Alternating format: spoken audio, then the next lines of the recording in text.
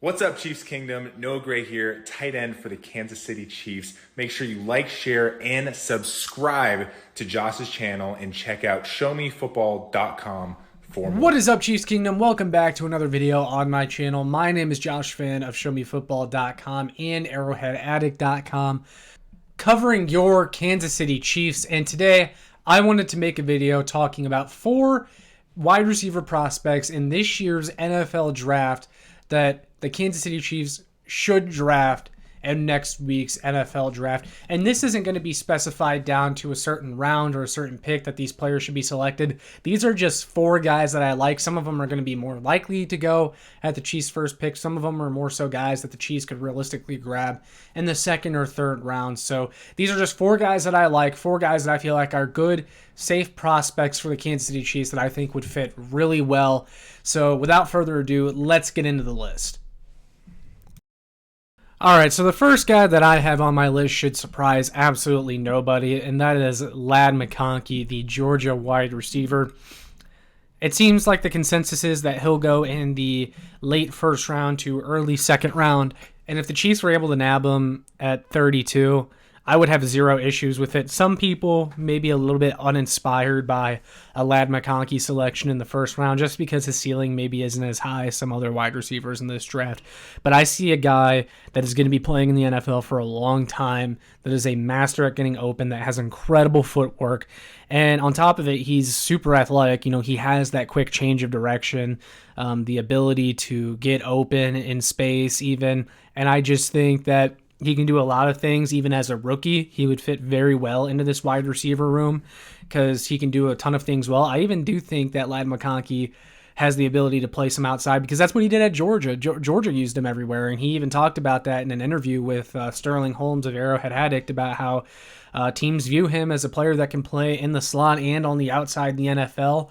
And with the Chiefs wide receiver room that has guys that are kind of setting their roles right now, like Rashee Rice, I think we all see him as a permanent slot guy, perhaps, who can expand on the outside, but at least next year, he's going to be expected to be that power slot starting wide receiver.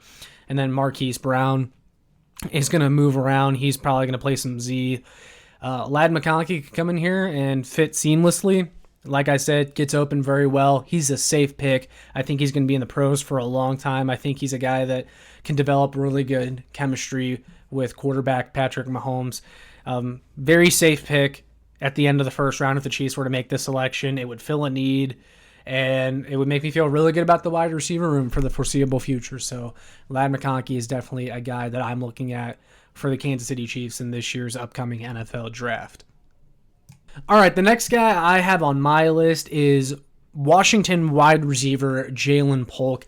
And if you guys know who Peter Schrager is from Good Morning Football, he's very spot on in a lot of his predictions. He's very connected around the league. He knows a lot about the Chiefs. He recently released a mock where the Kansas City Chiefs selected Ja'Lynn Polk at 32. Now, Ja'Lynn Polk at 32 would be a little bit rich for me because I feel like his ceiling is a wide receiver 2, and he's not going to be an alpha wide receiver 1.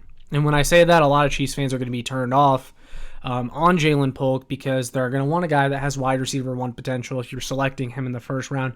I wouldn't want to select him in the first round. I would rather select him at 64.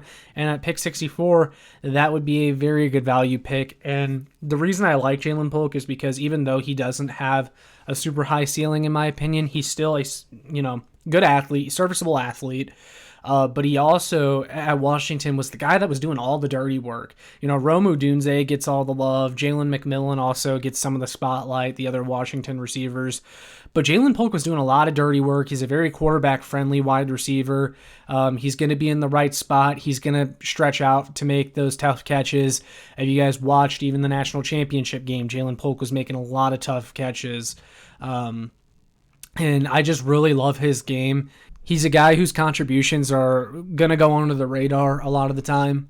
And I also really think he has sneaky good yards after the catch ability because of his balance and because of his physicality. I talked about that willingness to do the dirty work. Definitely does that in the yards after the catch department, and which would give the Chiefs offense a ton of yak potential because we know Rashee Rice has very good yak. Travis Kelce has been like consistently one of the league leaders in yak throughout his career. And then if you add Jalen Polk to this offense, it would be really fun to watch. And then you have Hollywood Brown to take the top off the defense in addition to all that. So overall, Jalen Polk, really like him, would be rich in the first round, but I could totally get on board with him at pick 64, or if he drops a little even below that, the Chiefs may be trading back up to get him, regardless of what they do with pick 64. Really like Jalen Polk in his game. Another safe wide receiver prospect for the Kansas City Chiefs to look at in this year's draft.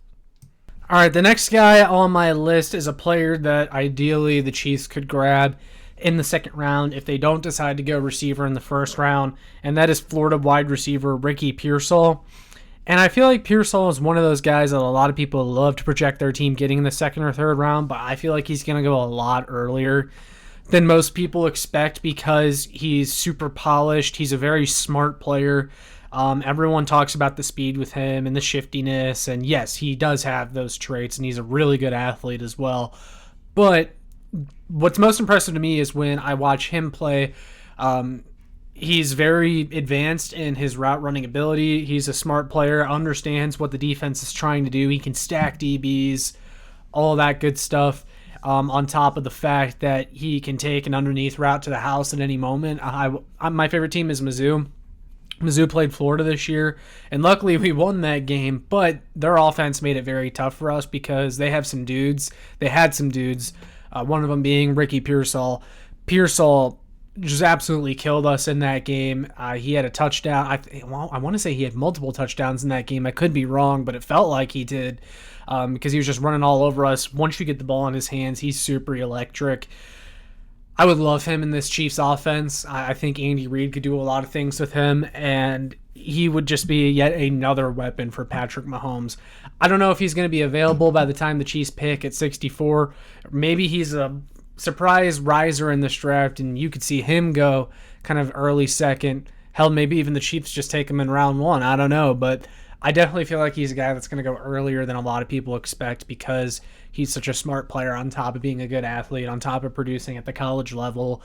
Just such a smooth athlete. Great change of direction, short area quickness, great in space. Not to mention his really good ball skills. You guys saw that one-handed catch that he had in college. It was like the catch of the year. Good hands. Very explosive. I think he has a high floor too as a rookie, which is another reason that I really like him, especially if the Chiefs wait till like the second or third round to grab a receiver. I think he could be a guy that gives you the impact of a round one wide receiver. I think he's a sneaky round one talent. It would be a dream for him to land in Kansas City. I would love to see him here. We'll see if it happens, though the board would have to fall correctly for that to happen. But as I said, we will see. But I really like Ricky Pearsall and the idea of him landing in Kansas City. All right, the fourth and final guy I have on my list of wide receivers that the Kansas City Chiefs should draft in the 2024 NFL Draft is a guy whose stock I've seen kind of all over the place. Last season, he was expected to be one of the best wide receivers in college football, and then he had a eligibility debacle that kept him off the field for the first half of the season, and then he was granted the ability to play, put up big numbers for North Carolina. That is UNC wide receiver Tez Walker. A lot of people saw him as a guy that had first-round talent, and then for some reason throughout this draft process, people have all of a sudden decided that Tez Walker sucks, and I don't understand it. And that's one of the main reasons that I'm also putting him on this list is just kind of go on about him because I have some thoughts about him as a player. I think he could be a very productive NFL wide receiver. Now, the one thing with Tez Walker that has me a little bit reserved is I fell in love a few years ago with UNC wide receiver Dyami Brown for a lot of the same reasons that I like Tez Walker. And Dyami Brown didn't work out in the NFL. Hasn't worked out. Now, some of that could be due to the situation in Washington. I don't think that was a good situation for him to land in, but he just has not worked out. So I'm a little bit reserved on Tez Walker, but I don't think he sucks. A lot of people have decided all of a sudden that he sucks, and I don't understand it. Now, don't get me wrong. There are some questions about his route running, his route tree, his ability to understand how to run those routes. Like he's very good on post routes. He's a vertical deep threat, and I love that about him. That's one of the reasons that I like him. But yes, the route running is a concern. His route running is not very nuanced, and it's something that's going to need a lot of work at the next level.